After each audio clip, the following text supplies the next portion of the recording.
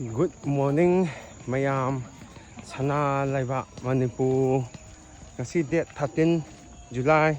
2025 Nechagi sangwa singse ubada wakhanse kayada nungaino misu Sunday oibagi mayama kanae moi ubada wakhandasu nungai khong anigi mathau tawibani tawdaba tadi sugar wangni BP wangani atopa laina kaya ama nakani nadi pisa sangni isa laitagana thuna sigani aduna isa khangna khong anigi mathau tawhansiko mayam ai mate adu namakke phajabasing phajana kanabani stia ani subani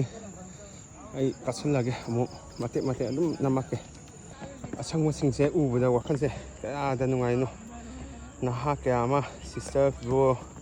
hoi kaba ubasida wakhansu yana nungai wakhan nungai nabadi isana honajagadabani mayam khong ani mathau tawhongadabani wakhanna hachana yaagadi tawgadabasing loinawa tawbo yaduni mayam yoksale ni suba tawa kayama pothanari yawe nusa sumai honga sale he